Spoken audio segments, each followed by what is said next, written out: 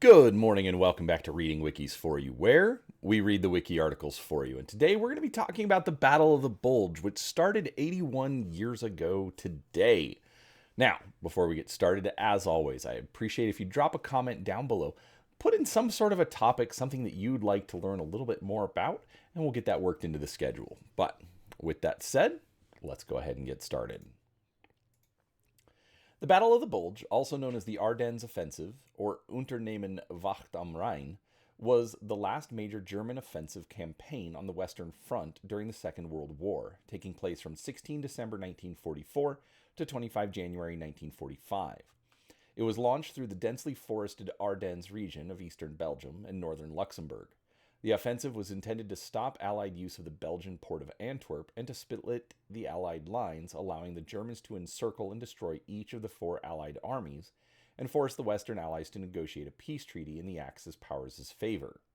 The Germans achieved a total surprise attack on the morning of 16 December 1944 due to a combination of Allied overconfidence based on the favorable defensive terrain and faulty intelligence about Wehrmacht intentions, poor aerial reconnaissance due to bad weather, and a preoccupation with Allied offensive plans elsewhere. American forces were using this region primarily as a rest area for the U.S. First Army, and the lines were thinly held by fatigued troops and inexperienced replacement units. The Germans also took advantage of heavily overcast weather conditions that grounded the Allies' superior air forces for an extended period. American resistance on the northern shoulder of the offensive, around the Elsenborn Ridge, and in the south around Bastogne, blocked German access to key roads in the northwest and west, which they had counted on for success. This congestion and terrain that favored the defenders threw the German advance behind schedule and allowed the Allies to reinforce the thinly placed troops.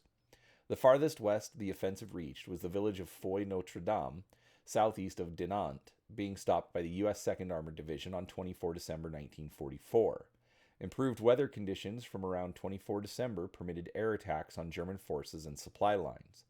On 26 December, the lead element of General George S. Patton's U.S. Third Army reached Bastogne from the south, ending the siege. Although the offensive was effectively broken by 27 December when the trapped units of 2nd Panzer Division made two breakout attempts with only partial success, the battle continued for another month before the front line was effectively restored to its position prior to the attack.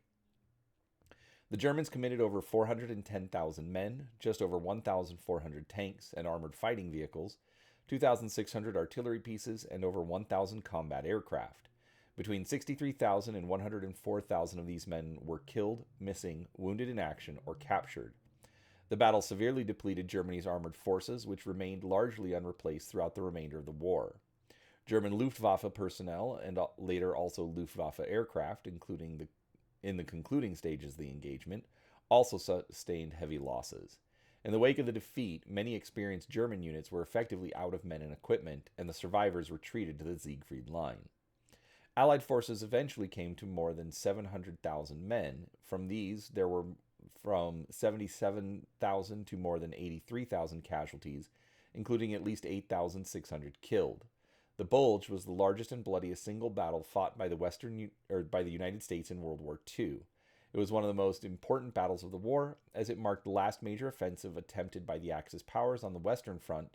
After this defeat, Nazi forces could only retreat for the remainder of the war. Background. After the breakout from Normandy at the end of July 1944 and the Allied landings in southern France on 15 August 1944, the Allies advanced towards Germany more quickly than anticipated. The speed of the advance of the Allies caused several military logistics issues. Troops were fatigued by weeks of continuous combat and rapid movement, supply lines were stretched extremely thin, supplies were dangerously depleted. By December 1944, General Dwight D. Eisenhower, the Supreme Allied Commander on the Western Front, and his staff decided to hold the Ardennes region primarily as a rest area for the U.S. First Army, with limited Allied operational objectives in the area. The Allies defended the Ardennes line very thinly due to the favorable defensive terrain, a densely wooded highland with deep river valleys and a rather thin road network, and because they had intelligence that the Wehrmacht was using the area across the German border as a rest and refit area for its own troops. Allied supply issues. The Allies faced major supply issues due to the rate of their advance, coupled with the initial lack of deep water ports. Over-the-beach supply operations using the Normandy landing areas and direct landing ships on the beaches were unable to meet operational needs. The only deep-water port the Allies had captured was Cherbourg, on the northern shore of the Cotentin Peninsula and west of the original invasion beaches. But the Germans had thoroughly wrecked and mined the harbor before it could be taken. It took many months to rebuild its cargo handling capability. The Allies captured the port of Antwerp intact in the first days of September, but it was not operational until 28 November.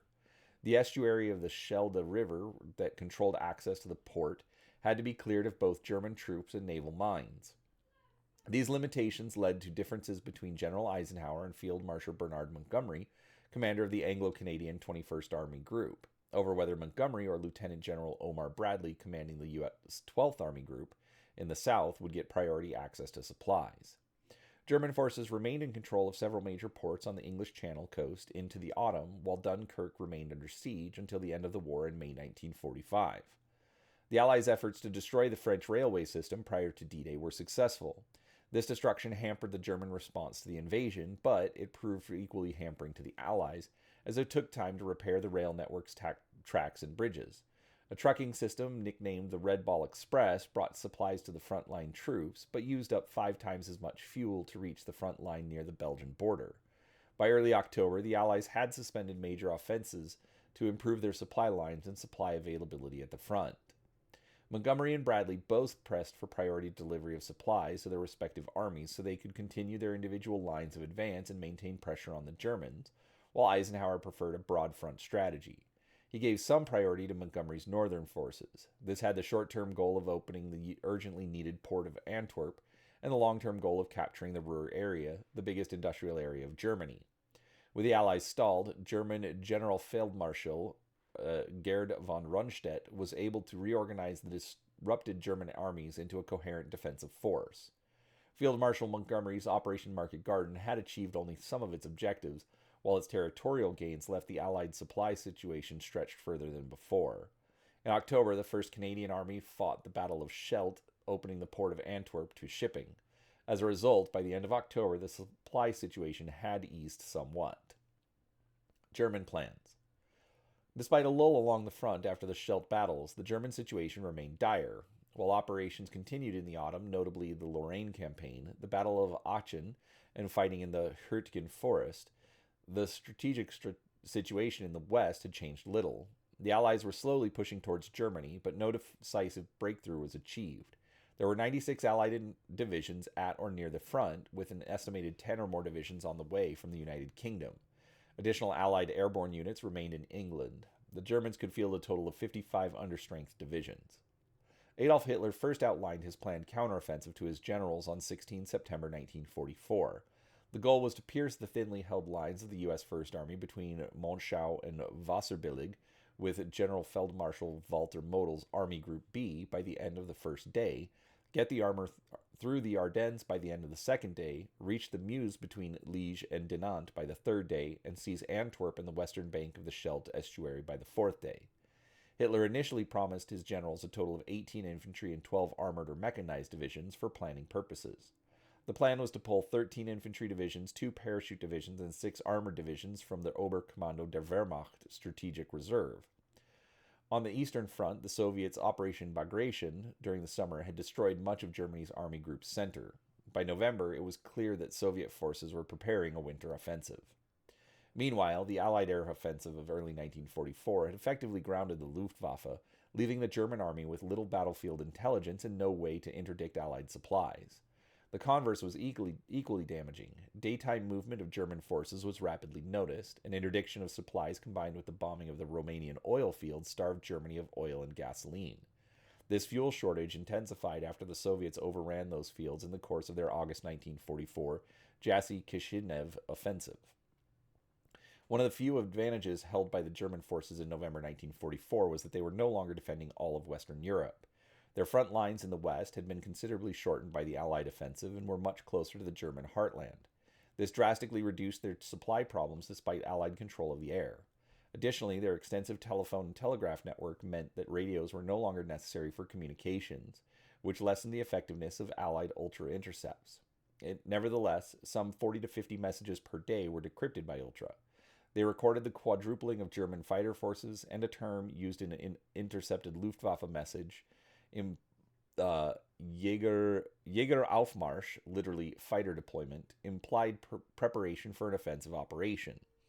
Ultra also picked up communiques regarding extensive rail and road movements in the region, as well as orders that movements should be made on time. Drafting the offensive. Hitler felt that his mobile reserves allowed him to mount one major offensive. Although he realized nothing significant could be accomplished in the Eastern Front, he still believed an offensive against the Western Allies, whom he considered militarily inferior to the Red Army, would have some chances of success. Hitler believed he could split the Allied forces and compel the Americans and British to settle for a separate peace, independent of the Soviet Union. Success in the West would give the Germans time to design and produce more advanced weapons, such as jet aircraft, new U-boat designs, and super heavy tanks, and permit the concentration of forces in the East. After the war ended, this assessment was generally viewed as unrealistic, given Allied air superiority throughout Europe and their ability to continually disrupt German offensive operations. Hitler's plan called for a blitzkrieg attack through the weakly defended Ardennes, mirroring the successful German offensive there during the Battle of France in 1940, and aimed at splitting the armies along the U.S.-British lines and capturing Antwerp. The plan banked on unfavorable weather, including heavy fog and low-lying clouds, which would minimize the Allied air advantage. Hitler originally set the offensive for late November before the anticipated start of the Russian winter offensive. The disputes between Montgomery and Bradley were well known, and Hitler hoped he could exploit this disunity. If the attack were to succeed in capturing Antwerp, 4 complete armies would be trapped without supplies behind German lines. Several senior German military officers, including General Feldmarschalls Model and von Rundstedt, expressed concern as to whether the goals of the offensive could be realized. Model and von Rundstedt both believed aiming for Antwerp was too ambitious, giving Germany scarce resources in late 1944. At the same time, they felt that maintaining a purely defensive posture would only delay defeat and not avert it. Thus, they developed alternative, less ambitious plans that did not aim to cross the Meuse River, Model's being Unternehmen Herbstnebel, or Operation Autumn Mist, and von Rundstedt's Fall Martin, or Plan Martin.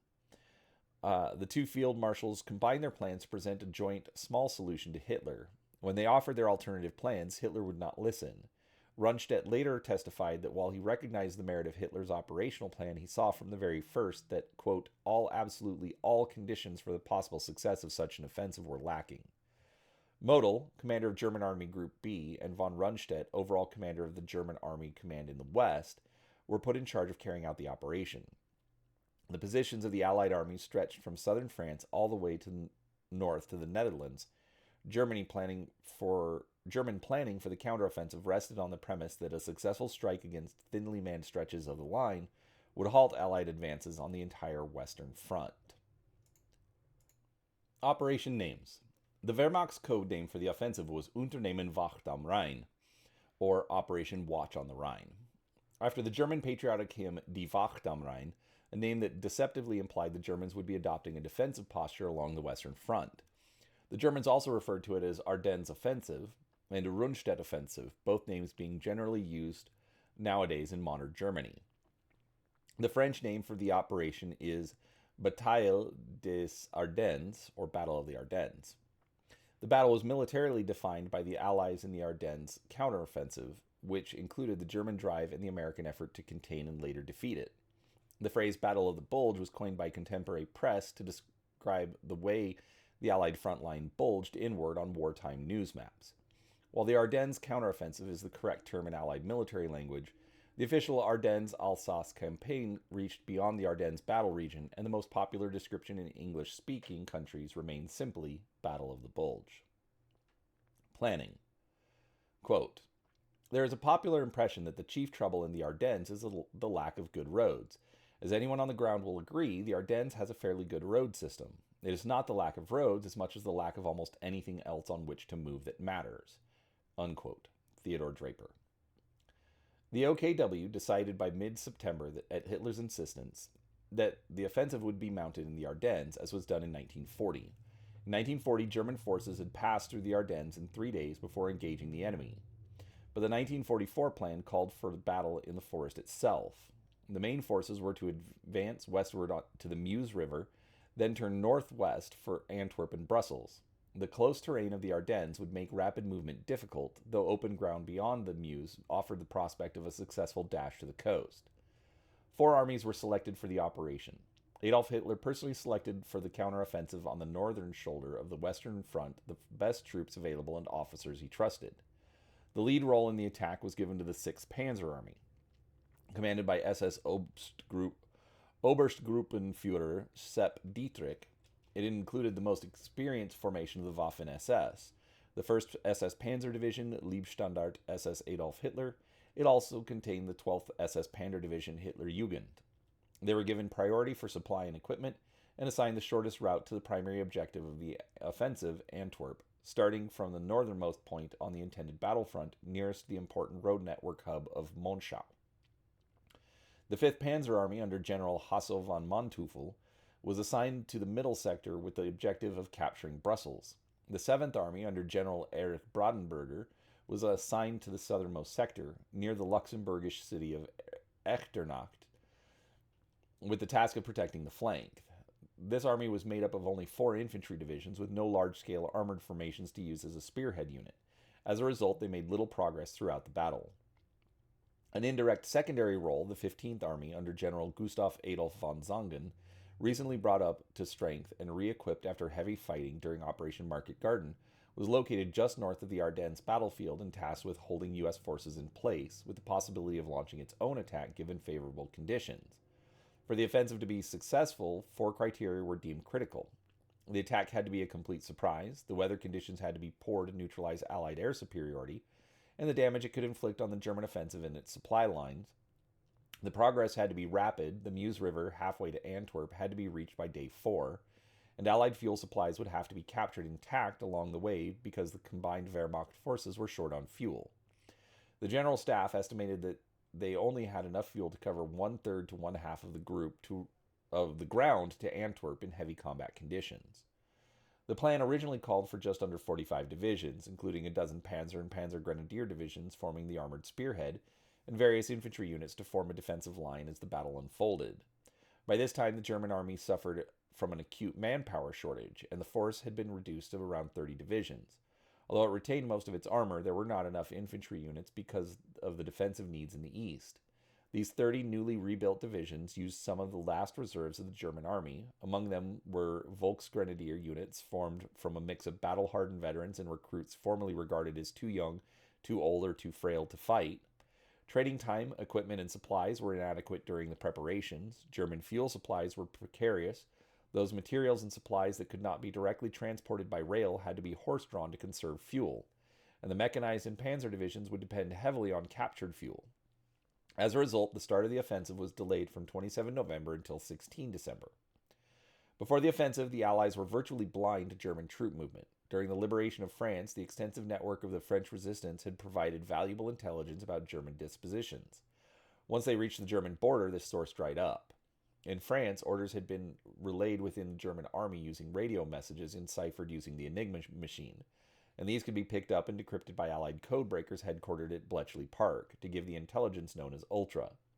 In Germany, such orders were typically transmitted using telephone and teleprinter, and a special radio silence order was imposed on all matters concerning the upcoming offensive. The major crackdown in the Wehrmacht after the 20 July plot to assassinate Hitler resulted in much tighter security and fewer leaks. The foggy autumn weather also prevented Allied reconnaissance aircraft from correctly assessing the ground situation. German units assembling in the area were even issued charcoal instead of wood for cooking fires to cut down on smoke and reduce chances of Allied observers deducing a troop buildup was underway. For these reasons, Allied High Command considered the Ardennes a quiet sector, relying on assessments from their intelligence services that the Germans were unable to launch any major offensive operations this late in the war. What little intelligence they had led the Allies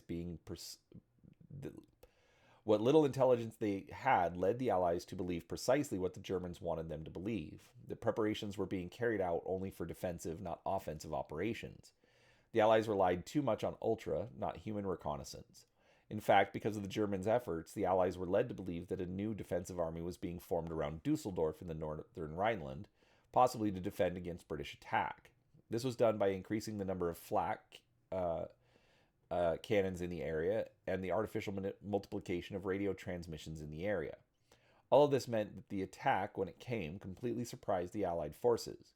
Remarkably, the U.S. 1st Army Intelligence Chief, the U.S. 3rd Army Intelligence Chief, Colonel Oscar Koch, and Supreme Headquarters Allied Expeditionary Force Intelligence Officer Brigadier General Kenneth Strong all correctly predicted the German offensive capability and intention to strike the U.S. 8th Corps area. These predictions were largely dismissed by the U.S. 12th Army Group. Strong had informed Bedell Smith in December of his suspicions. Bedell Smith sent Strong to warn Lieutenant General Omar Bradley, the commander of the 12th Army Group, of the danger. Bradley's response was succinct: "Let them come." Historian Patrick K. O'Donnell writes that on 8 December 1944, U.S. Rangers at great cost took Hill 400 during the Battle of the Hurtgen Forest. The next day, GIs who relieved the Rangers reported a considerable movement of German troops inside the Ardennes in the enemy's rear, but that no one in the chain of command connected the dots. British forces further north were slightly better prepared. Having received decoded signals from Bletchley Park containing Luftwaffe instructions not to destroy certain bridges on the Meuse, Montgomery opted to put a hold on planned northward move from 30th Corps and instead held in reserve. This would prove significant in the subsequent battle. Despite this, however, they were too doubtful of the possibility of a major offensive. Because the Ardennes was considered a quiet sector, considerations of economy of force led it to be used as a training ground for new units and a rest area for units that had seen hard fighting. The U.S. units deployed in the Ardennes were a mixture of inexperienced troops and battle-hardened troops sent to that sector to recuperate. 2 major special operations were planned for the offensive. By October, it was decided that Otto Skorzeny, the German SS commando who had rescued the former Italian dictator Benito Mussolini, was to lead a task force of English-speaking German soldiers in Operation Grief. These soldiers were to be dressed in American and British uniforms and wear dog tags taken from corpses and prisoners of war. Their job was to go behind American lines and change signposts, misdirect traffic, generally cause disruption, and seize bridges across the Meuse River. By late November, another ambitious special operation was added. Colonel Friedrich August von der Heydt was to lead a Fallschirmjäger Kampfgruppe in Operation Stosser, a nighttime paratroop drop behind the Allied lines aimed at capturing a vital road junction near Malmedy.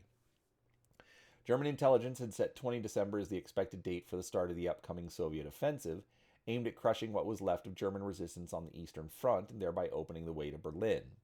It was hoped that Soviet leader Stalin would delay the start of the operation once the German assault in the Ardennes had begun and wait for the outcome before continuing.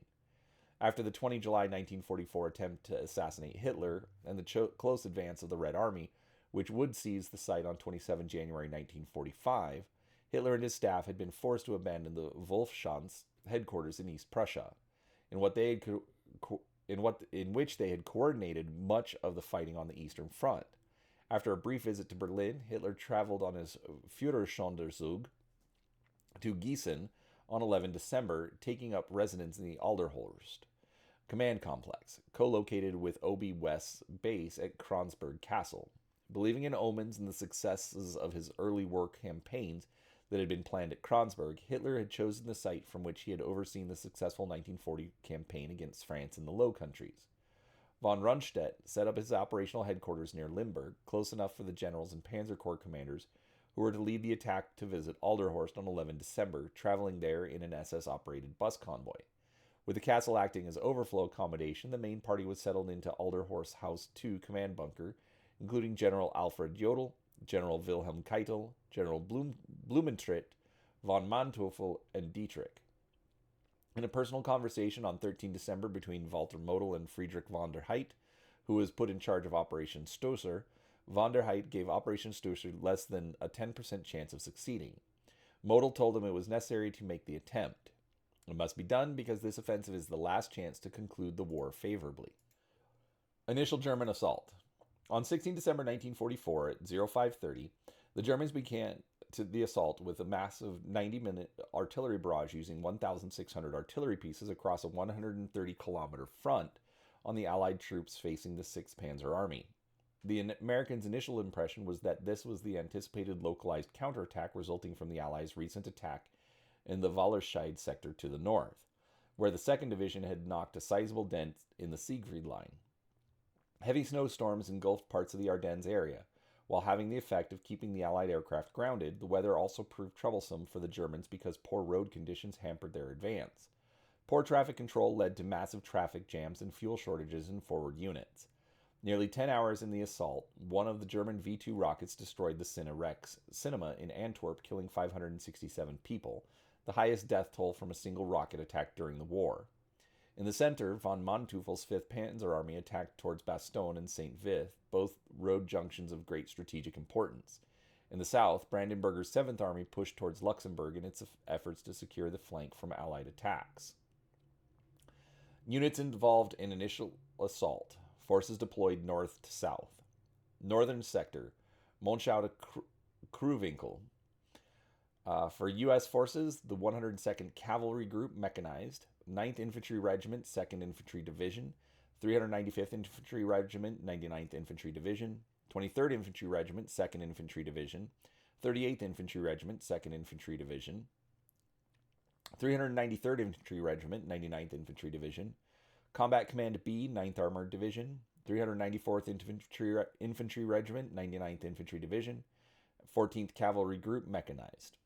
German forces, 6th Panzer Army under Dietrich, the 67th Corps under Hitzfeld, 326th Volksgrenadier Division, the 1st SS Panzer Corps, 277th Volksgrenadier Division, 12th SS Panzer Division, 12th Volksgrenadier Division, 1st SS Panzer Division, 3rd Fallschirmjäger Division, 150th Panzer Brigade. Central Sector, Rothgemund.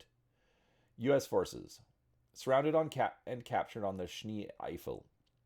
422nd Infantry Regiment, 106th Infantry Division, 423rd Infantry Regiment, 106th Infantry Division. 392nd Engineer General Service Regiment, 424th Infantry Regiment, 106th Infantry Division, 112th Infantry Regiment, 28th Infantry Division, Combat Command R, 9th Armored Division, 110th Infantry Regiment, 28th Infantry Division. German forces, 5th Panzer Army, 66th Corps, 18th Volksgrenadier Division, 62nd Volksgrenadier Division, 58th Panzer Corps, 116th Panzer Division, 560th Volksgrenadier Division, and the 47th Panzer Corps, 2nd Panzer Division, 26th Volksgrenadier Division, and the Panzer Lehr Division.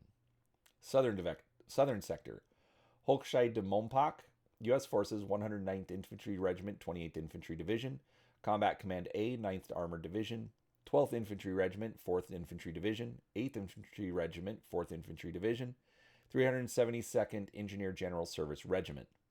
German forces, 7th Army, 85th Corps, 5th Fallschirmjäger Division, 352nd Volksgrenadier Division, and the 80th Corps, 276th Volksgrenadier Division, 212th Volksgrenadier Division. Attack on the northern shoulder. While the siege of Bastogne is often credited as the central point where the German offensive was stopped, the battle for Elsenborn Ridge was actually the decisive component of the Battle of the Bulge. Untested troops of the 99th Infantry Division prevented the best equipped armored units of the German army from advancing and forced them to reroute their troops to unfavorable alternative routes that considerably slowed their advance. Best German divisions assigned. The attack on Monschau, Hürfen, Krinkelt-Rocherath, and the Elsenborn Ridge was led by the units personally selected by Adolf Hitler. The 6th Panzer Army was given priority for supply and equipment and was assigned the shortest route to the ultimate objective of the offensive, Antwerp.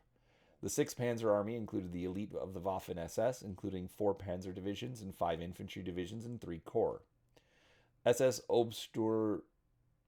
Obersturmbannführer Joachim Peiper led Kampfgruppe Peiper, consisting of 4,800 men and 600 vehicles, which was charged with leading the main effort.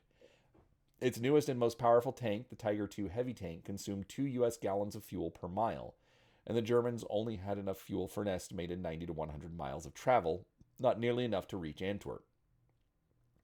German forces held up. The attacks by the 6th Panzer Army's infantry units in the north fared badly because of the unexpectedly fierce resistance by the U.S. 2nd and 99th Infantry Divisions. Kampfgruppe Peiper, at the head of Sepp Dietrich's 6th Panzer Army, had been designated to take the Losheim-Losheimer Graben Road, a key route through the Losheim Gap. but it was closed by two collapsed overpasses that German engineers failed to repair during the first day. Piper's forces were rerouted through Lanzarote. To preserve the quantity of armor available, the infantry of the 9th Fallschirmjäger Regiment, 3rd Fallschirmjäger Division, had been ordered to clear the village first.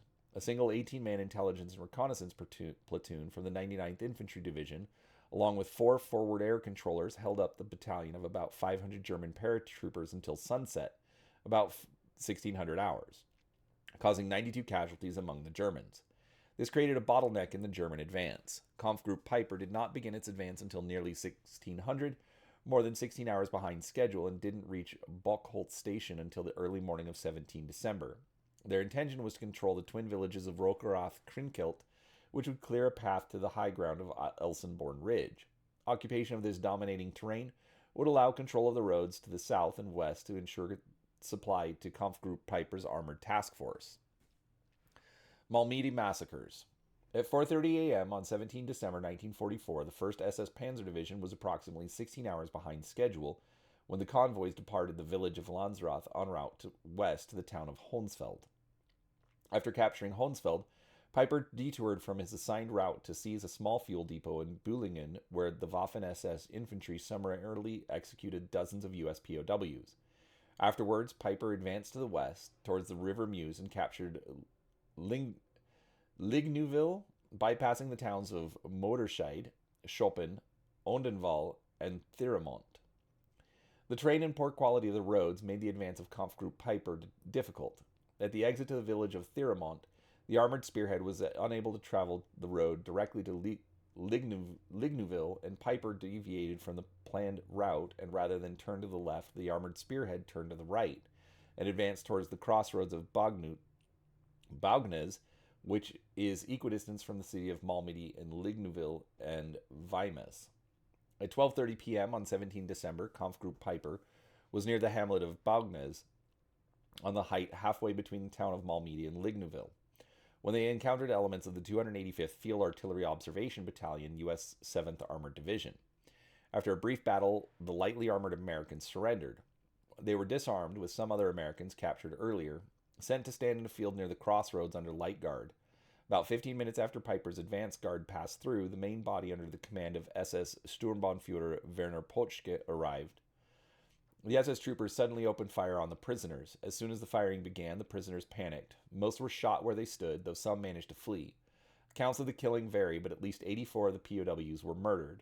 A few survived, and news of the killings of prisoners of war spread throughout Allied lines.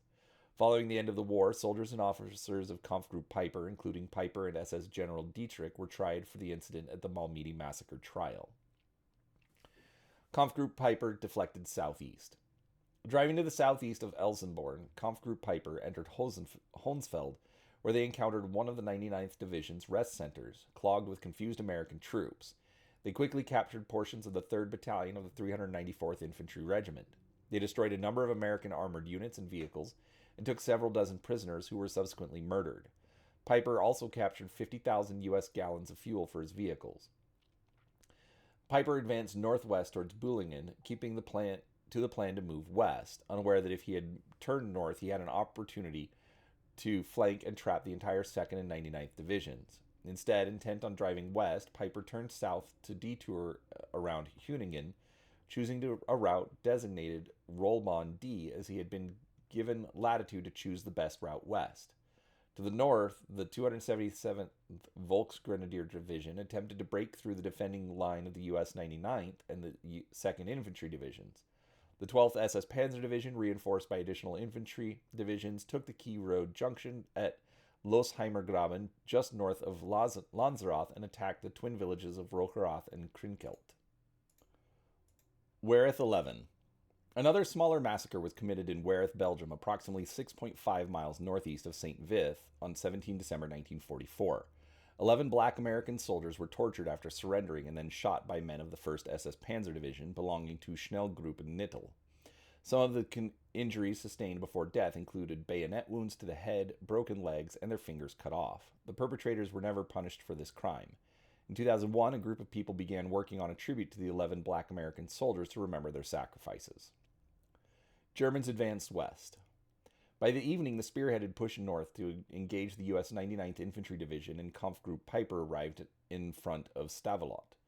Piper's forces were already behind his timetable because of the stiff American resistance and because when the Americans fell back, their engineers blew up bridges and emptied fuel dumps. Piper's unit was delayed and his vehicles denied critically needed fuel. They took 36 hours to advance from the Eifel region to Stavelot, while the same advance required 9 hours in 1940.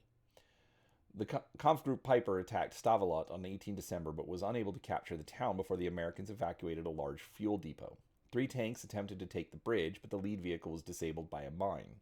Following this, 60 grenadiers advanced forward but were stopped by concentrated American defensive fire. After a fierce tank battle the next day, the Germans finally entered the town when U.S. engineers failed to blow the bridge. Capitalizing on his success and not wanting to lose more time, Piper rushed an advance group toward the vital bridge at Troy-Ponce, leaving the bulk of his strength in Stavelot. When they reached it at 11:30 on 18 December, retreating U.S. engineers blew it up. Piper detoured north towards the villages of La Glise and Chenot. At Chenot, the advance guard was attacked by American fighter bombers, destroying 2 tanks and 5 half-tracks, blocking the narrow road. The group began moving again at dusk at 1600 hours and was able to return to its original route at around 1800 hours. Of the 2 bridges remaining between Kampfgruppe Piper and the Meuse, the bridge over the Rhein was blown by Americans as the Germans approached. Piper turned north and halted his forces in the woods between La Glise and Stoumont. He learned that Stoumont was strongly held and that Americans were bringing up strong reinforcements from Spa.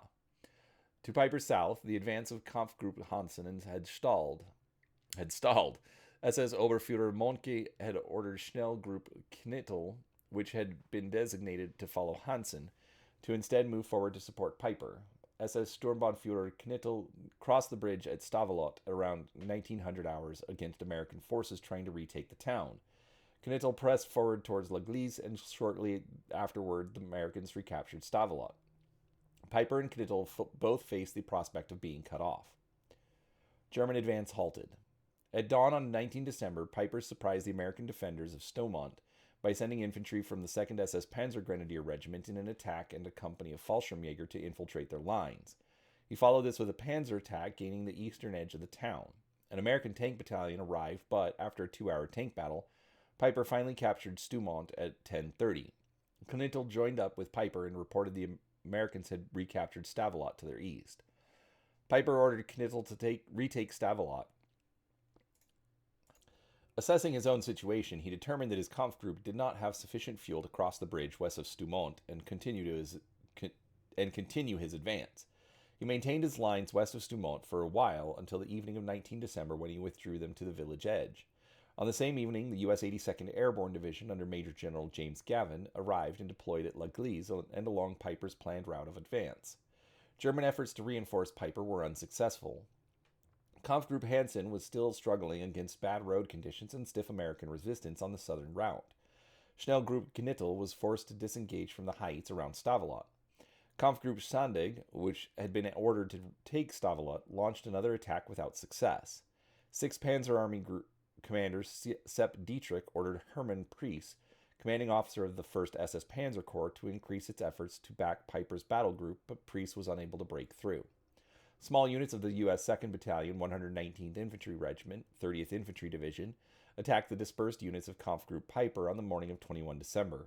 They failed and were forced to withdraw, and a number were captured, including Battalion Commander Major Hal D. McCown.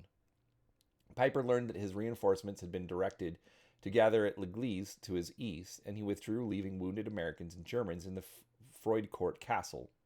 As he withdrew from Chenot, American paratroopers from the 82nd Airborne Division engaged the Germans in fierce house-to-house fighting. The Americans shelled Kampfgruppe Piper on 22 December, and although the Germans had run out of food and had virtually no fuel, they continued to fight. A Luftwaffe resupply mission went badly when SS Brigade Führer William Mohnke insisted the grid coordinates supplied by Piper were wrong, parachuting supplies into American hands in Stoumont. In La Glise, Piper set up defenses waiting for German relief. When the relief force was unable to penetrate the Allied lines, he decided to break through the Allied lines and return to the German lines on 23 December.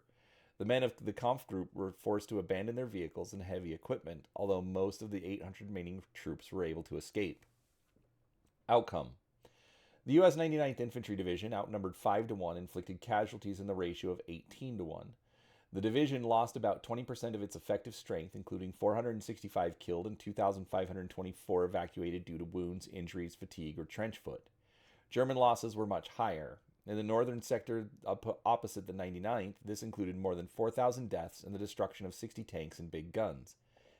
Historian John S.D. Eisenhower wrote, "The action of the 2nd and 99th Divisions on the northern shoulder could be considered the most decisive of the Ardennes campaign. The stiff American defense prevented the Germans from reaching the vast array of supplies near the Belgian cities of Liège and Spa and the road network west of the Elsenborn Ridge leading to the Meuse River. After more than 10 days of intense battle, they pushed the Americans out of the villages but were unable to dislodge them from the ridge, where elements of the 5th Corps of the 1st U.S. Army prevented the German forces from reaching the road network to their west. Operation Stosser. Operation Stosser was a parachute drop into the American rear in the High Fens area. The objective was the Barak Michel crossroads. It was led by Oberst Friedrich August Freiherr von der Heydt, considered by Germans to be a hero of the Battle of Crete. It was the German paratroopers' only nighttime drop during World War II. Heydt was given only 8 days to prepare prior to the assault. He was not allowed to use his own regiment because their movement might alert the Allies to the impending counterattack. Instead, he was provided with a Kampfgruppe of 800 men. The 2nd Parachute Corps was tasked with contributing 100 men from each of its regiments. In loyalty to their commander, 150 men from Heydt's own unit, the 6th Parachute Regiment, went against orders and joined him. They had little time to establish any unit cohesion or train together. The parachute drop was a complete failure. Heydt ended up with a total of around 300 troops. Too small and too weak to counter the Allies, they abandoned plans to take the crossroads and instead converted the mission to reconnaissance. With only enough ammunition for a single fight, they withdrew towards Germany and attacked the rear of the American lines. Only about 100 of his weary men finally reached the German rear. Chinon Massacre. Following the Malmedy Massacre on New Year's Day, 1945, having previously received orders to take no prisoners, American soldiers executed approximately 60 German prisoners of war near the Belgian village of Chinon. Attack in the center. The Germans fared better in the center as the 5th Panzer Army attacked positions held by the U.S. 28th and 106th Infantry Divisions. The Germans lacked the overwhelming strength that had been deployed in the north, but still possessed a marked numerical and material superiority over the very thinly spread 28th and 106th Divisions. They succeeded in surrounding 2 largely intact regiments of the 106th Division in a pincher movement and forced their surrender, a tribute to the way Manteuffel's new tactics had been applied. The official U.S. Army history states at least 7,000 men were lost here, and the figure probably is closer to 8,000 or 9,000. The amount lost in arms and equipment, of course, was very substantial. The Schnee-Eifel battle, therefore, represents the most serious reverse suffered by American arms during the operations of 1944-45 in the European theater.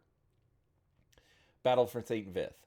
In the center, the town of St. Vith, a vital road junction, presented the main challenge for both von Manteuffel's and Dietrich's forces. The defenders, led by the 7th Armored Division, including the remaining regiment of the 106th U.S. Infantry Division, with elements of the 9th Armored Division and 28th U.S. Infantry Division. These units, which operated under the command of Generals Robert W. Hasbrouck and Alan W. Jones, successfully resisted the German attacks, significantly slowing the German advance at Montgomery's orders. St. Vith was evacuated on 21 December. U.S. troops fell back to entrenched positions in the area, presenting an imposing obstacle to a successful German advance.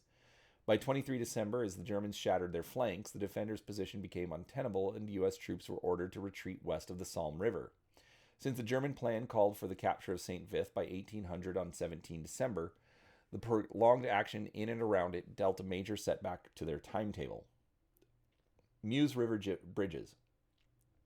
To protect the river crossings on the Meuse at Givet, Dinant, and Namur, Montgomery ordered those few units available to hold the bridges on 19 December. This led to a hastily assembled force including rear echelon troops, military police, and Army Air Force personnel. The British 29th Armored Brigade of the British 11th Armored Division, which had turned in its tanks for re-equipping, was told to take back their tanks and head to the area. British 30th Corps was significantly reinforced for this effort. Units of the Corps which fought in the Ardennes were the 51st Highland and 53rd Welsh Infantry Divisions. the British 6th Airborne Division, the 29th and 33rd Armored Brigades, and the 34th Tank Brigade. Unlike the German forces on the northern and southern shoulders, who were experiencing great difficulties, the German advance in the center gained considerable ground. The 5th Panzer Army was spearheaded by the 2nd Panzer Division, while the Panzer Lehr Division came up from the south, leaving Bastogne to other units. The Orth River was passed at Orthville on 21 December. Lack of fuel held up the advance for one day, but on 23 December the offensive was resumed towards the two small towns of Hargemont and Marche-en-Famenne. Hargemont was captured the same day, but Marche-en-Famenne was strongly defended by the American 84th Division.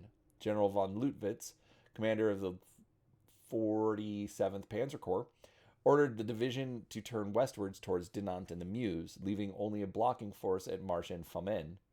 Although advancing only in a narrow corridor, 2nd Panzer Division was still making rapid headway, leading to jubilation in Berlin. Headquarters now freed up the 9th Panzer Division for 5th Panzer Army, which was deployed at Marche. On 22 and 23 December, German forces reached the woods of Foy-Notre-Dame, only a few kilometers ahead of Dinant. The narrow corridor caused considerable difficulties as constant flanking attacks threatened the division. On 24 December, German forces made their furthest penetration west. The Panzer Lehr Division took the town of Celles, while a bit farther north, parts of the 2nd Panzer Division were in sight of the Meuse River near Dinant at Foy-Notre-Dame. A hastily assembled British blocking force on the east side of the river prevented the German battle group Bohm from approaching the Dinant Bridge. The 29th Armored Brigade ambushed the Germans, knocking out 3 Panthers and a number of vehicles in and around Foy-Notre-Dame. By late Christmas Eve, the advance in this sector was stopped as Allied forces threatened the narrow corridor held by the 2nd Panzer Division. Operation Grief and Operation Warung. For Operation Grief, Otto Skorzeny successfully infiltrated a small part of his battalion of English-speaking Germans disguised in American uniforms behind the Allied lines. Although they failed to take the vital bridges over the Meuse, their presence caused confusion out of all proportion to their military activities, and rumors spread quickly. Even General George Patton was alarmed and, on 17 December, described the situation to General Dwight Eisenhower as Kraut, speaking perfect English, raising hell, cutting wires, turning road signs around, spooking whole divisions, and shoving a bulge into our defenses. Checkpoints were set up all over the Allied rear, greatly slowing the movement of soldiers and equipment. American MPs at these checkpoints grilled troops on things that every American was expected to know, like the identity of Mickey Mouse's girlfriend, baseball scores, or the capital of a particular U.S. state, though many could not remember or did not know. General Omar Bradley was briefly detained when he correctly identified Springfield as the capital of Illinois because the American MP who questioned him mistakenly believed the capital was Chicago. The tightened security nonetheless made things very hard for German infiltrators, and a number of them were captured. Even during interrogation, they continued their goal of spreading disinformation. When asked about their mission, some of them claimed they had been told to go to Paris to either kill or capture General Dwight Eisenhower. Security around the general was greatly increased, and Eisenhower was confined to his headquarters. Because Skorzeny's men were captured in American uniforms, they were executed as spies. This was a standard punishment option for most armies of the time, as many belligerents considered it necessary to protect their territory and forces against the grave dangers of enemy spying. Skorzeny said that he was told by German legal experts that as long as he did not order his men to fight in combat while wearing American uniforms, such a tactic was a legitimate ruse of war. Skorzeny and his men were fully aware of their likely fate, and most wore their German uniforms underneath their American ones in case of capture. Skorzeny was tried by an American military tribunal in 1947 at the Dachau trials for allegedly violating the laws of war, stemming from his leadership of Operation Grief, but was acquitted. He later moved to Spain and South America. Attack in the south. Further south on Manteufel's front, the main thrust was delivered by all attacking divisions crossing the River Our, then increasing the pressure on the key road centers of St. Vith and Bastogne. The more experienced U.S. 28th Infantry Division put up a much more dogged defense than the inexperienced soldiers of the 106th Infantry Division. The 112th Infantry Regiment, the most northerly of the 28th Division's regiments, holding a continuous front east of the Our, kept German troops from seizing and using the Our River bridges around Oran for 2 days before withdrawing progressively westwards. The 109th and 110th Regiments of the 28th Division fared worse, as they were spread so thinly that their positions were easily bypassed. Both offered stubborn resistance in the face of superior forces and threw the German schedule off by several days. The 110th situation was by far the worst, as it was responsible for an 18-kilometer front while its 2nd Battalion was withheld as the divisional reserve. Panzer columns took the outlying villages and widely separated strong points in bitter fighting, and advanced to points near Bastogne within 4 days. The struggle for the villages and American strong points, plus transport confusion on the German side, slowed the attack sufficiently to allow the 101st Airborne Division to reach Bastogne by truck on the morning of 19 December. The fierce defense of Bastogne, in which American paratroopers particularly distinguished themselves, made it impossible for the Germans to take the town with its important road junctions. The panzer columns swung past on either side, cutting off Bastogne on 20 December but failing to secure the vital crossroads. 20 years after the battle, General McAuliffe praised the men of the 10th Armored Tiger Division, saying, "It's always seemed regrettable to me that Combat Command B of the 10th Armored Division didn't get the credit it deserved in the Battle of Bastogne. All of the newspaper and radio talk was about the paratroopers. Actually, the 10th Armored Division was there December 18th, the day before we were, and had some very hard fighting before we ever got to it. And I sincerely believe that we would never have been able to get into Bastogne if it had not been for the defensive fighting of the 3 elements of the 10th Armored Division, who were first into Bastogne and protected the town from invasion by the Germans." Unquote. In the extreme south, Brandenburger's 3 infantry divisions were checked by divisions of the U.S. 8th Corps after an advance of 6.4 kilometers. That front was then firmly held. Only the 5th Parachute Division of Brandenburger's command was able to thrust forward 19 kilometers on the inner flank to partially fulfill its assigned role. Eisenhower and his principal commanders realized by 17 December that the fighting in the Ardennes was a major offensive and not a local counterattack, and they ordered vast reinforcements to the area.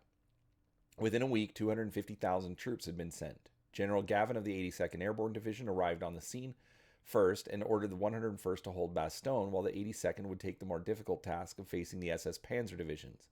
It was also thrown into the battle north of the Bulge near Elsenborn Ridge. Siege of Bastogne. Senior Allied commanders met in a bunker in Verdun on 19 December. By this time, the town of Bastogne and its network of 11 hard-topped roads leading through the widely forested mountainous terrain with deep river valleys and boggy mud of the Ardennes region was under severe threat. Bastogne had previously been the site of the 8th Corps headquarters. 2 separate westbound German columns that were to have bypassed the town to the south and north, the 2nd Panzer Division and the Panzer Lehr Division of the 47th Panzer Corps, as well as the Corps Infantry, coming due west, had been engaged and much slowed and frustrated in outlying battles at defensive positions up to 16 kilometers from the town proper. But these defensive positions were gradually being forced back onto and into the hasty defenses built within the municipality. Moreover, the sole corridor that was open to the southeast was threatened, and it had been sporadically closed as the front shifted. And there was expectation that it would be completely closed sooner than later, given the strong likelihood that the town would be surrounded. General Eisenhower, realizing that the Allies could destroy the German forces much more easily when they were out in the open and on the offensive than if they were on the defensive, told his generals, "The present situation is to be regarded as one of opportunity for us and not of disaster. There will be only cheerful faces at this table." Patton, realizing what Eisenhower implied, responded, "Hell, let's have the guts to let the bastards go all the way to Paris. Then we'll really cut them off and chew them up." Eisenhower, after saying he was not that optimistic, asked Patton how long it would take to turn his 3rd Army, located in northeastern France, north to the counterattack. To the disbelief of the other generals present, Patton replied he could attack with 2 divisions within 48 hours. Unknown to the other officers present, before he left, Patton had ordered his staff to prepare 3 contingency plans for a northward turn in at least corps strength. By the time Eisenhower asked him how long it would take, the movement was already underway. On 20 December, Eisenhower removed the 1st and 9th U.S. Armies from General Bradley's 12th Army Group and placed them under Montgomery's 21st Army Group. By 21 December, the Germans had surrounded Bastogne, which was defended by the 101st Airborne Division, the All-African American 969th Artillery Battalion, and Combat Command B of the 10th Armored Division. Conditions inside the perimeter were tough. Most of the medical supplies and medical personnel had been captured. Food was scarce, and by 22 December, artillery ammunition was restricted to 10 rounds per gun per day. The weather cleared the next day, and supplies, primarily ammunition, were dropped over 4 of the next 5 days. Despite determined German attacks, the perimeter held. German commander Leutwitz requested Bastogne's surrender. When Brigadier General Anthony McAuliffe, acting commander of the 101st, was told of the German demand to surrender, in frustration he responded, "Nuts." After turning to other pressing issues, his staff reminded him that they should reply to the German demand. One officer, Lieutenant Colonel Harry Kennard, noted that McAuliffe's initial reply would be tough to beat. Thus, McAuliffe wrote on the paper, which was typed up and delivered to the Germans, the line he made famous and a morale booster to his troops: "Nuts." That reply had to be explained both to the Germans and to non-American allies. Both the 2nd Panzer and Panzerlehr Division moved forward from Bastogne after 21 December, leaving only Panzerlehr Division's 901st Regiment to assist the 26th Volksgrenadier Division in attempting to capture the crossroads. The 26th VG received one Panzergrenadier Regiment from the 15th Panzergrenadier Division on Christmas Eve for its main assault the next day. Because it lacked sufficient troops and those of the 26th VG Division were near exhaustion, the 47th Panzer Corps concentrated its assault on several individual locations on the west side of the perimeter in sequence rather than launching one simultaneous attack on all sides. The assault, despite initial success by its tanks in penetrating the American line, was defeated and all the tanks destroyed. On the following day of 26 December, the spearhead of General Patton's 4th Armored Division, supplemented by the 26th Infantry Division, broke through and opened a corridor to Bastogne. Allied counterstrikes. On 23 December, the weather conditions started improving, allowing the Allied forces to attack. They launched devastating bombing raids on the German supply points in the rear, and P-47 Thunderbolts started attacking the German troops on the roads. Allied air forces also helped the defenders of the Bastogne, dropping much-needed supplies, medicine, food, blankets, and ammunition. A team of volunteer surgeons flew in by military glider and began operating in a tool room. By 24 December, the German advance was effectively stalled short of the Meuse. Units of the British 30th Corps were holding the bridges at Dinant, Givet, and Namur, and U.S. units were about to take over. The Germans had outrun their supply lines, and shortages of fuel and ammunition were becoming critical. Up to this point, the German losses had been light, notably in armor, with the exception of Piper's losses. On the evening of 24 December, Manteuffel recommended to Hitler's military adjutant a halt to all offensive operations and a withdrawal back to the Westwall. Hitler rejected this. Disagreement and confusion at the Allied command prevented a strong response, throwing away the opportunity for a decisive action. In the center on Christmas Eve, the 2nd Armored Division attempted to attack and cut off the spearheads of the 2nd Panzer Division at the Meuse, while the units from the 4th Cavalry Group kept the 9th Panzer Division at Marche busy. As a result, parts of the 2nd Panzer Division were cut off. The Panzerlehr Division tried to relieve them, but was only partially successful as the perimeter held. For the next 2 days, the perimeter was strengthened. On 26 and 27 December, the trapped units of the 2nd Panzer Division made 2 breakout attempts, again only with partial success, as major quantities of equipment fell into Allied hands. Further Allied pressure out of Marche finally led the German command to the conclusion that no further offensive action towards the Meuse was possible. In the south, Patton's 3rd Army was battling to relieve Bastogne. At 1650 hours on 26 December, the lead element, Company D, 37th Tank Battalion of the 4th Armored Division, reached Bastogne, ending the siege. German supporting efforts across the Western Front. On 1 January, in an attempt to keep the offensive going, Germans launched 2 new operations. At 0915 hours, the Luftwaffe launched Unternehmen Bodenplatte, a major campaign against Allied airfields in the Low Countries. Hundreds of planes attacked Allied airfields, destroying or severely damaging some 465 aircraft. The Luftwaffe lost 277 planes, 62 to Allied fighters, and 172 mostly because of an unexpectedly high number of Allied flak guns, set up to protect against German V-1 flying bomb missile attacks and using proximity-fused shells, but also by friendly fire from the German flak guns that were uninformed of the pending large-scale German air operation. The Germans suffered heavy losses at an airfield named Y-29, losing 40 of their own planes while damaging only 4 American planes. While the Allies recovered from their losses within days, the operation left the Luftwaffe ineffective for the remainder of the war. On the same day, German Army Group G and Army Group Upper Rhine launched a major offensive against the thinly stretched 110 kilometers line of the 7th U.S. Army. This offensive, known as Unternehmen Nordwind, and separate from the Ardennes Offensive, was the last major German offensive of the war on the Western Front. The weakened 7th Army had, at Eisenhower's orders, sent troops, equipment, and supplies north to reinforce American armies in the Ardennes, and the offensive left it in dire straits. By 15 January, 7th Army's 6th Corps was fighting on three sides in Alsace. With casualties mounting and running short on replacements, tanks, ammunition, and supplies, 7th Army was forced to withdraw to defensive positions on the south bank of the Moder River on 21 January. The German offensive drew to a close on 25 January. In the bitter, desperate fighting of Operation Nordwind, 6th Corps, which had borne the brunt of the fighting, suffered a total of 14,716 casualties. The total for 7th Army for January was 11,609.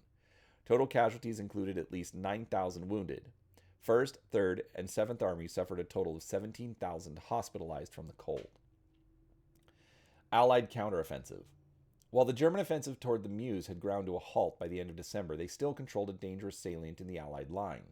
Patton's 3rd Army in the south, centered around Bastogne, would attack north. Montgomery's forces in the north would strike south, and the two forces planned to meet at Houffalize to reduce the Bulge and push east back towards the offensive start line.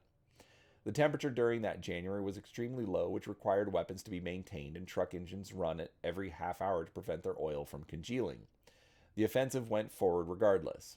Eisenhower wanted Montgomery to go on the counteroffensive on 1 January, with the aim of meeting up with Patton's advancing 3rd Army and cutting off German troops at the tip of the salient, trapping them in a pocket. Montgomery, refusing to risk underprepared infantry in a snowstorm for a strategically unimportant area, did not launch the attack until 3 January. In addition, a series of renewed German attempts to re-encircle and seize Bastogne, using units moved to the southern shoulder of the salient from the north, put Patton in a desperate fight for the initiative. With the German maintaining offensive operations in sectors north and east of Bastogne until 7 January, and resulting in heavier fighting than during the 21 to 26 December siege of Bastogne itself. In addition, Patton's 3rd Army would have to clear out the Harlenge pocket east of Bastogne on the Belgian-Luxembourg border. One of these fierce actions around Bastogne occurred on 2 January. The Tiger IIs of German Heavy Tank Battalion 506 supported an attack by the 12th SS Hitler Jugend Division against U.S. positions of the 6th Armored Division near Varden and knocked out 15 Sherman tanks. At the start of the offensive, the 1st and 3rd U.S. armies were separated by about 40 kilometers. American progress in the south was also restricted to about a kilometer or a little over half mile per day. On 7 and 8 January 1945, Hitler agreed to gradually withdraw forces from the tip of the Ardennes salient to east of Houffalize to avoid being cut off, but the Germans continued to resist this in the salient and were only gradually pushed back otherwise. Considerable fighting went on for another 3 weeks, with 3rd Army and 1st Army linking up on 16 January with the capture of Houffalize. 6th Panzer Army left the Ardennes and ceded its sector to the 5th Panzer Army on 22 January, while St. Vith was recaptured by the Americans on 23 January, and the last German units participating in the offensive did not return to their start line until February. Winston Churchill, addressing the House of Commons following the Battle of the Bulge, said, quote, "This is undoubtedly the greatest American battle of the war and will, I believe, be regarded as an ever-famous American victory," unquote. All right, we then have a chart of force comparisons by date, so basically how many men, tanks, etc. they had at particular dates. That's going to be, there's a link to the article if you would like to check that out. Let's see here. Strategy and leadership. Hitler's chosen few. The plan and timing for the Ardennes attack sprang from the mind of Adolf Hitler. He believed a critical fault line existed between the British and American military commands, and that a heavy blow on the Western Front would shatter this alliance. Planning for the Watch on the Rhine offensive emphasized secrecy and the commitment of overwhelming force.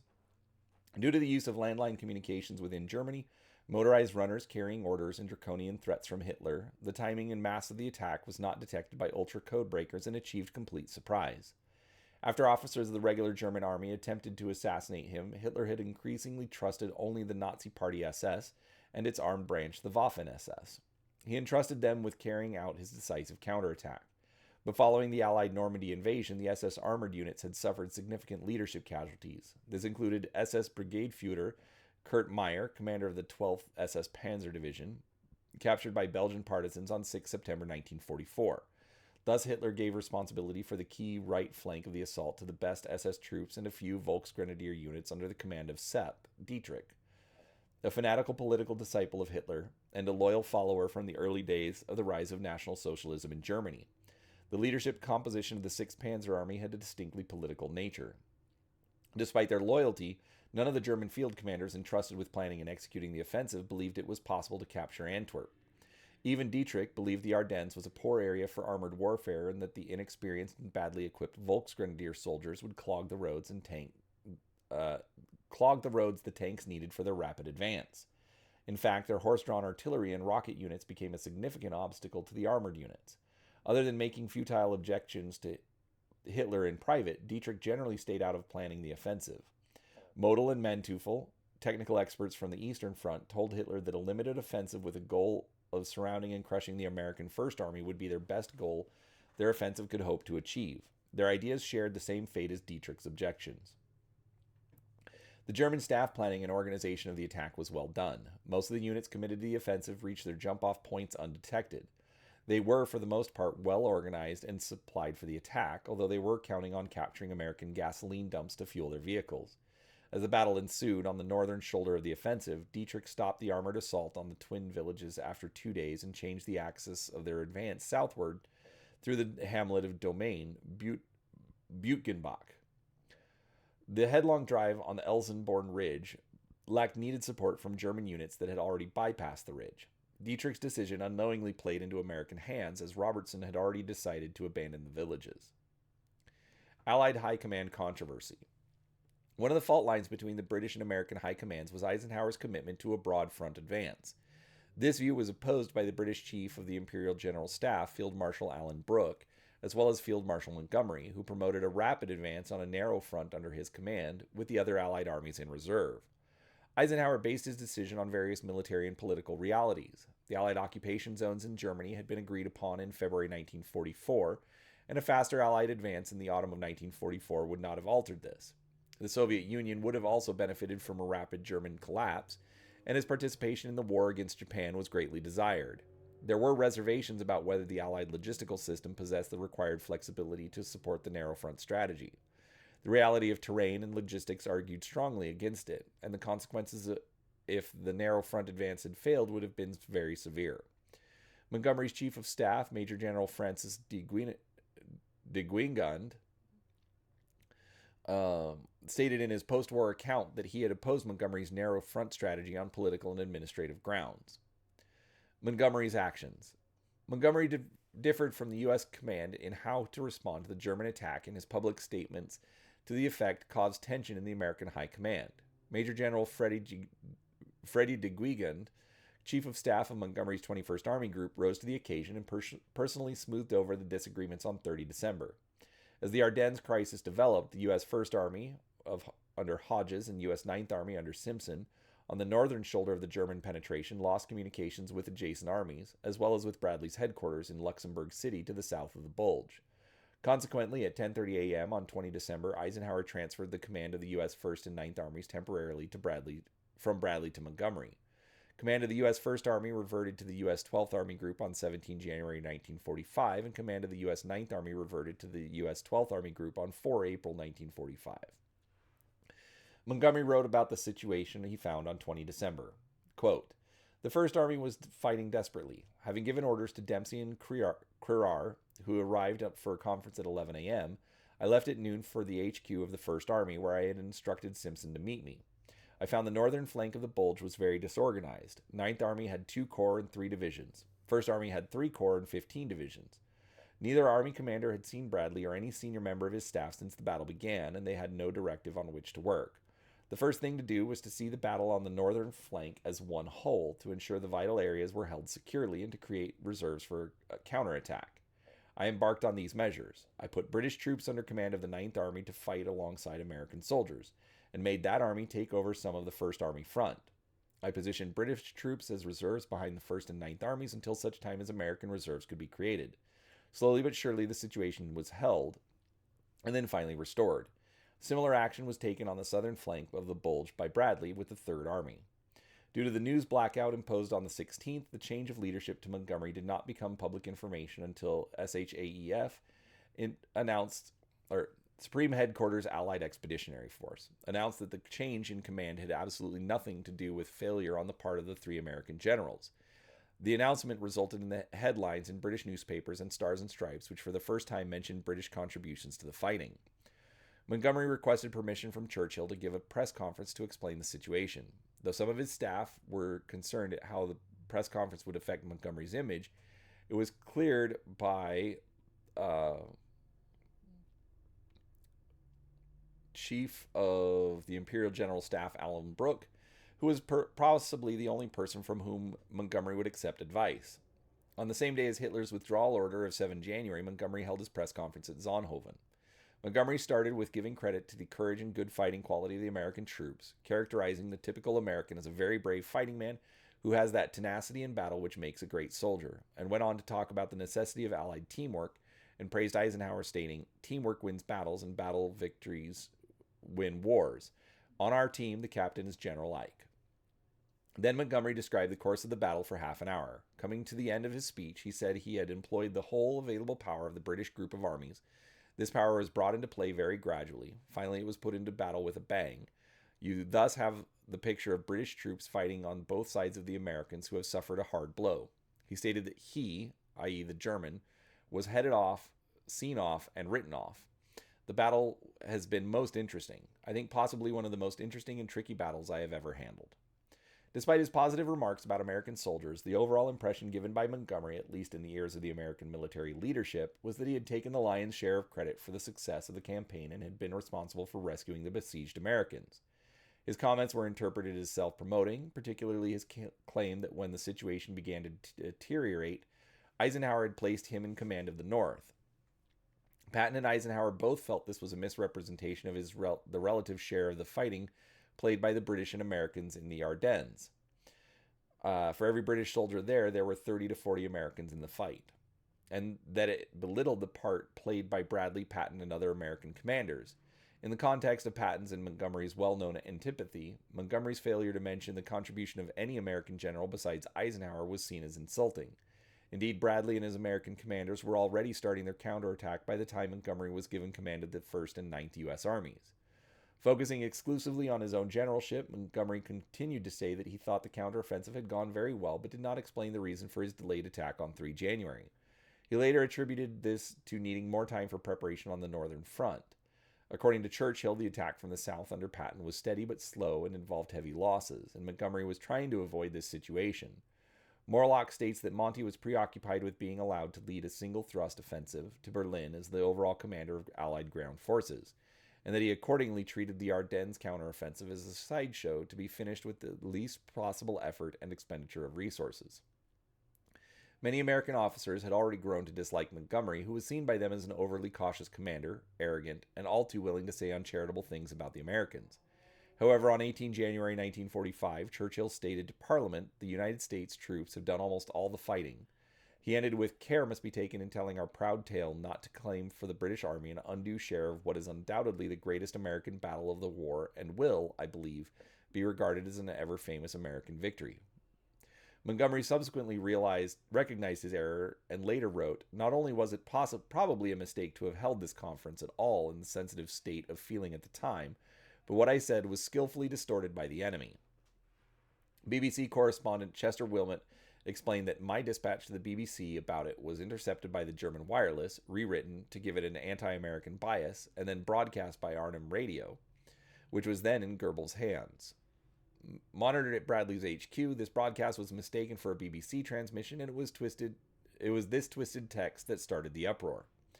Montgomery later said, "Distorted or not, I think now that I should never have held that press conference. So great were the feelings against me on the part of the American generals that whatever I said was bound to be wrong. I should therefore have said nothing." Eisenhower commented in his own memoirs, "I doubt if Montgomery ever came to realize how resentful some American commanders were. They believed he had belittled them, and they were not slow to voice reciprocal scorn and contempt." Bradley and Patton both threatened to resign unless Montgomery's command was changed. Eisenhower, encouraged by his British deputy, Arthur Tedder, had decided to sack Montgomery. Intervention by Montgomery's and Eisenhower's chiefs of staff, Gwingund and Walter Smith, moved Eisenhower to reconsider and allowed Montgomery to apologize.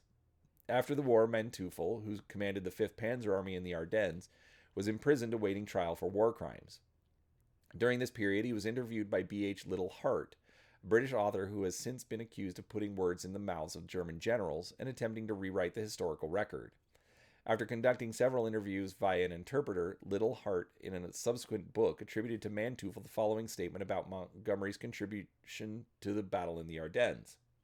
Quote, "The operations of the American First Army had developed into a series of individual holding actions. Montgomery's contribution to restoring the situation was that he turned a series of isolated actions into a coherent battle fought according to a clear and definite plan. It was his refusal to engage in premature and piecemeal counterattacks which enabled the Americans to gather their reserves and frustrate the German attempts to extend their breakthrough." Unquote. However, American historian Stephen Ambrose, writing in 1997, maintained that putting Monty in command of the northern flank had no effect on the battle. Ambrose wrote that far from directing the victory, Montgomery had gotten in everyone's way and had botched the counterattack. Bradley blamed Montgomery's stagnating conservatism for his failure to counterattack when ordered to do so by Eisenhower. In contrast, historian Professor John Buckley, writing in 2013, noted how Montgomery must take considerable credit for stabilizing the position due to his efficient and disciplined system of controlling or gripping subordinates. Casualties. Allied.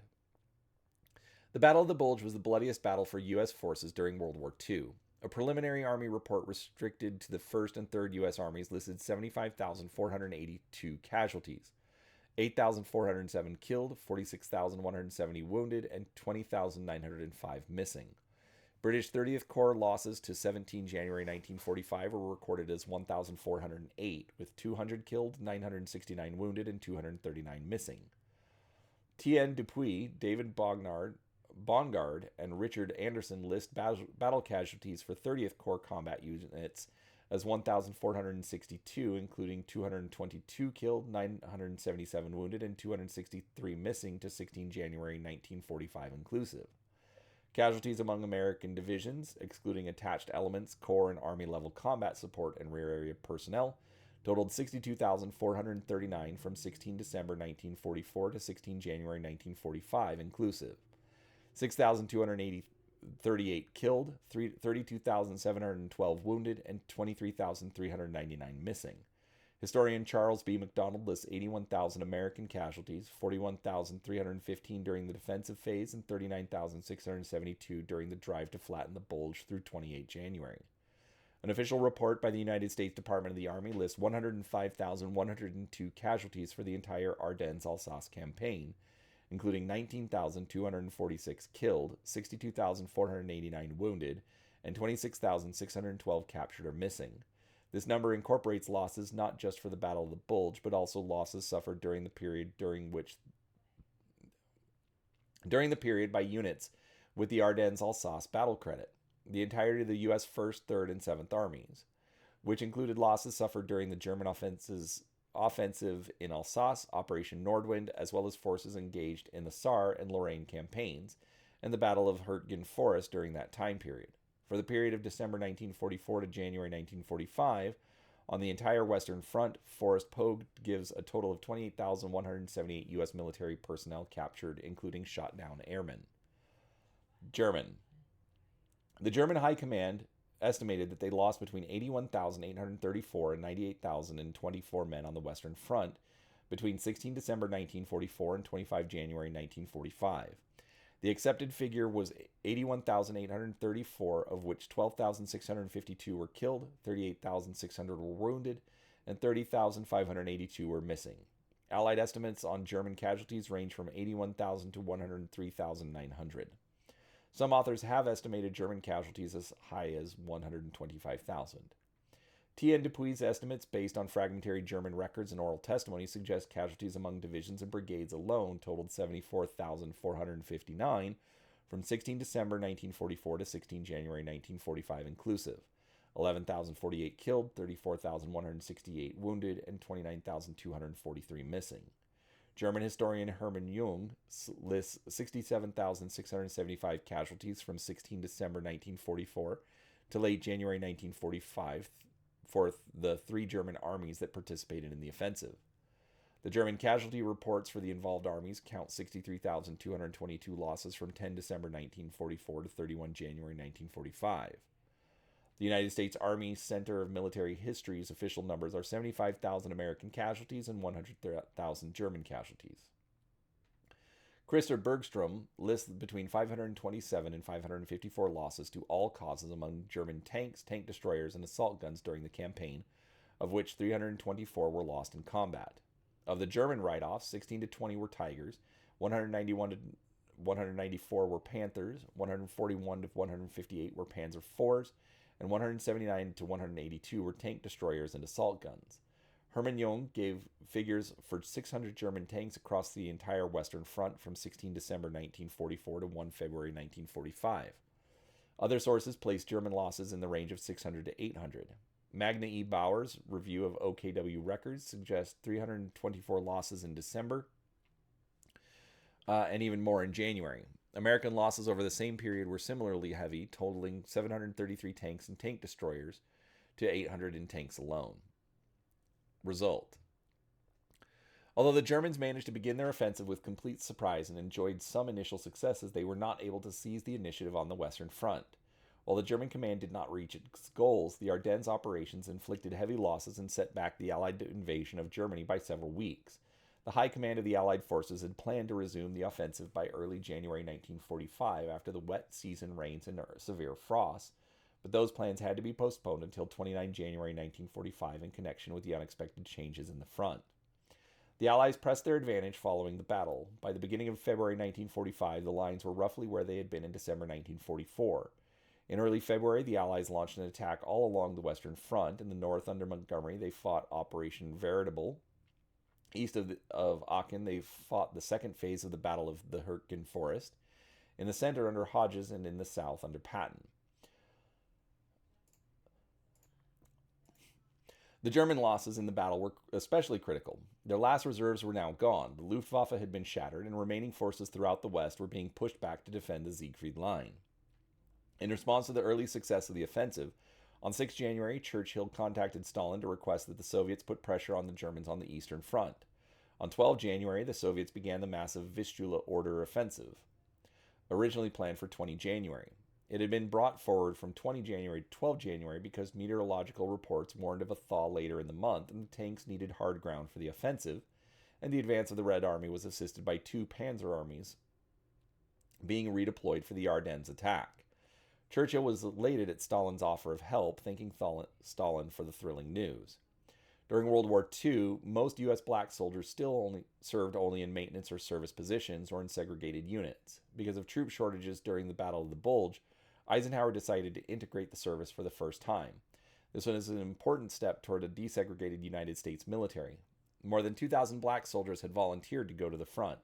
A total of 708 black Americans were killed in combat during World War II.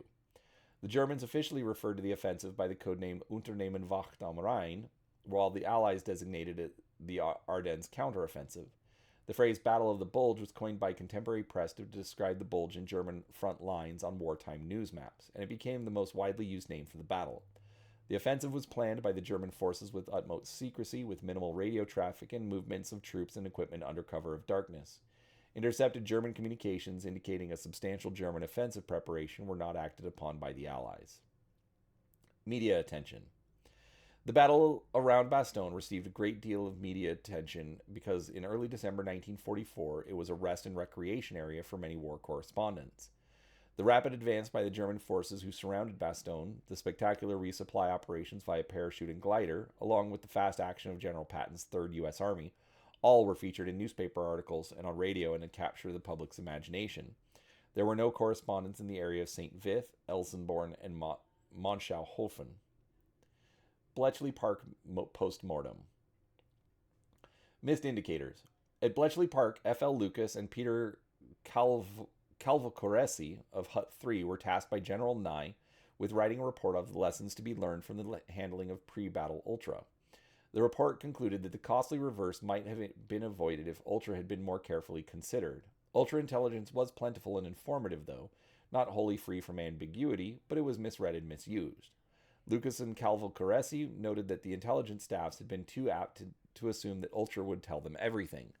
Among the signs misread were the formation of the new 6th Panzer Army in the build-up area, the new star noted by the Fusion Room traffic analysts linking all armored divisions, including some transferred from the Russian front, the daily aerial reconnaissance of the lightly defended target by new Ardo AR-234 jets is a matter of greatest urgency, the marked increase in railway traffic in the build-up area, the movement of 1,000 trucks from the Italian front to the build-up area, disproportionate anxiety about tiny hitches in troop movements, suggesting a tight timetable, the quadrupling of Luftwaffe forces in the west, and decrypts of Japanese diplomatic signals from Berlin to Tokyo mentioning the coming offensive. Supreme Headquarters Allied Expeditionary Force failures. For its part, Hut 3 had grown, quote, shy of going beyond its job of amending and explaining German messages, drawing broad conclusions was for the intelligence staff at SHAEF, who had information from all sources, unquote, including aerial reconnaissance. Lucas and Cavalcaresi added that it would be interesting to know how much reconnaissance was flown over the Eifel sector on the U.S. First Army front. E.J.N. Rose, head air advisor in Hut 3, read the paper at the time and described it in 1998 as an extremely good report that showed the failure of intelligence at SHAEF and at the Air Ministry. Lucas and Cavalcaresi expected heads to roll at Eisenhower's HQ, but they did no more than wobble. 5 copies of a report by the Chief of the Secret Intelligence Service indicate... 5 copies of a report by the Chief of the Secret Intelligence Service, indications of the German offensive of December 1944 derived from ultra materials submitted to DMI, were issued on 28 December 1944. Copy number 2 is held by the UK National Archives as file HW13/45. It sets out the various indications of an impending offensive that were received, then offers conclusions about the wisdom conferred by hindsight, the dangers of becoming wedded to a fixed view of the enemy's likely intentions, over-reliance on source, i.e. ultra, and improvements in German security.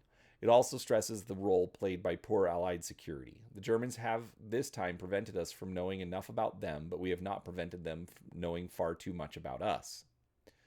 Battle credit.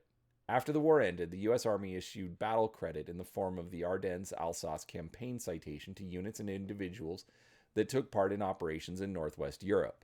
The citation covered troops in the Ardennes sector where the main battle took place, as well as units further south in the Alsace sector, including those in the northern Alsace who filled in the vacuum created by the U.S. Third Army racing north, engaged in the current Operation Nordwind diversion in central and southern Alsace, launched to weaken Allied response in the Ardennes, and provided reinforcements to units fighting in the Ardennes. See also Battle of Garfagnana? Sorry, folks. German occupation of Luxembourg during World War II, 1940 to 1945, Nazi control of Luxembourg. Liberation of France, end of Nazi occupation during World War II, and Operation Spring Awakening, last major German offensive on the Eastern Front of World War II. All right, there it is. That was a bit of a beast to get through, but I hope you found it interesting. Obviously, I learned a lot more about it than I had known previously. But, obviously, let me know what you thought. Is there anything I missed? Something that we should know about? Put it in the comments. But, of course, drop in a comment down below and let us know what you'd like to hear about next. So, thanks so much for watching, and we'll talk to you next time.